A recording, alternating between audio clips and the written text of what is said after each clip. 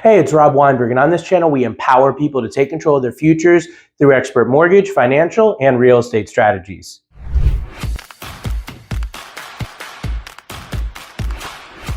If it's your first time here, go ahead, hit that subscribe button, and don't forget to get notified on all of our future content.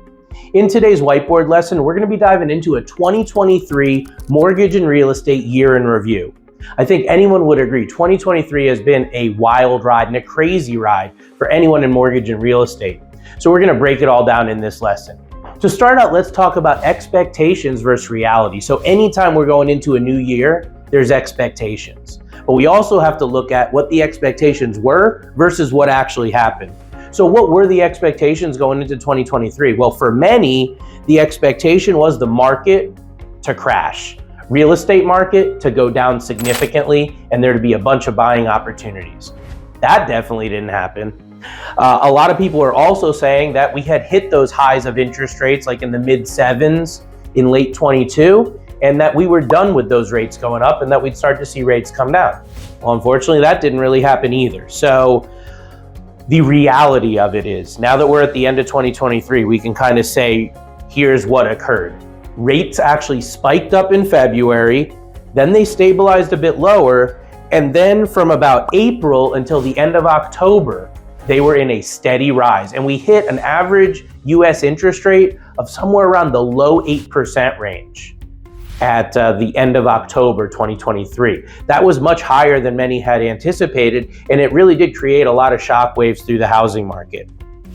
Inventory levels that everyone thought might get better, those actually got worse. Inventory got tighter and tighter because of those higher rates and what's called the lock-in effect of people staying in their homes and not selling because they have such a low rate on their mortgage versus the current market.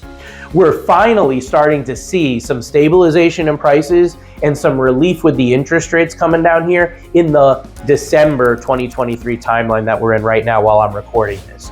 So that's expectation versus reality. But when we really look at it and say, what happened? What can we learn from it? Because it didn't go as planned.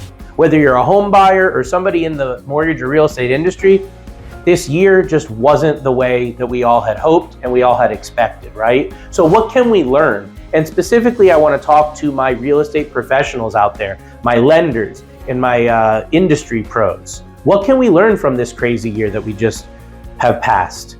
Well, I can tell you that the people that are succeeding are innovating. You have to stay the course.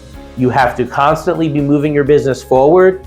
And you can't just sit back and wait for business to come to you. You have to go out and get it, especially right now. You have to be creative in the ways that you're marketing to your database.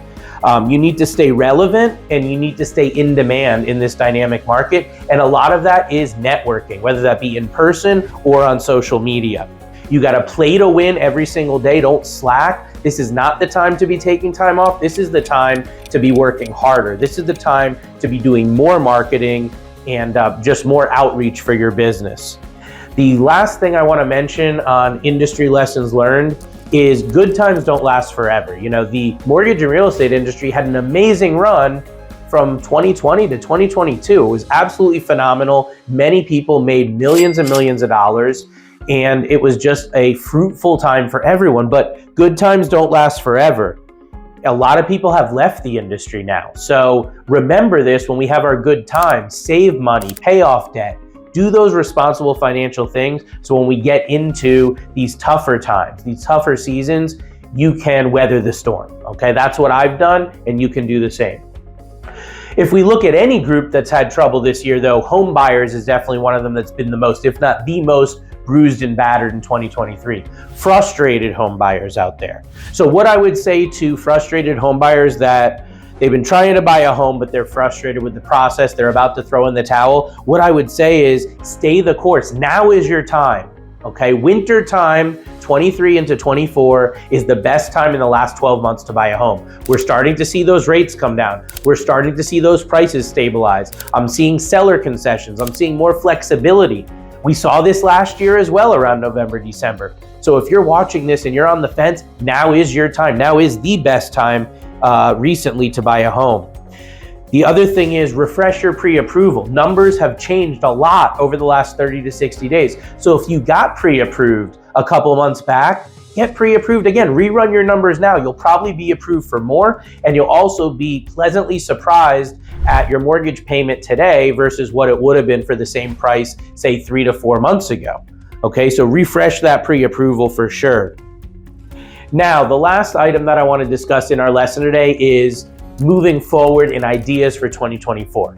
So if you're a home buyer, I think the thing to look forward to in 2024 is to make sure that your numbers are in order. Use this downtime with the holidays and whatnot to look at your financial circumstance, look at your numbers. Are you comfortable with your monthly payment? Are you comfortable with the amount of money that you need for closing? And if you're not, what do you need to do to get in position? Have that strategy session with your mortgage and real estate advisors to make sure you're financially prepared to go to battle next year and get that property that you want. Stay diligent. You also want to make sure that your realtor and your lender are sharp. This might be a good time to make some changes to your wealth team. So if you've been working with people that aren't up to par when it comes to communication or just your standard of getting things done, this might be a good time to get some other recommendations or referrals, or just get a second opinion and see if someone might be a better fit for your personal team. And for homeowners out there, real estate investors, what can you look at for 2024 moving forward? The ideas I'd instill in you is don't take your eye off the prize, because the equity in your properties is still the most valuable asset that most people have. 2024 should be a great year for tapping that equity through either a home equity line of credit, a home equity loan, or a cash out refi. A lot of people have been shying away from this stuff because of the rates going up for so long. Now we're seeing some stabilization and lowering of rates. It should help make these options more and more attractive. Get with your mortgage advisor, run some numbers, and see what opportunities you might have here coming up. So I hope that today's lesson has given you some good information on 2023 year in review, what we can learn from it, and how we can move forward financially based on what happened last year. I do offer one-on-one personalized consultations. You can reach out to me by call, text, or private message to schedule. My direct line is 860-413-3938. As always, I hope that helps, and we'll see you on the next episode. Take care now.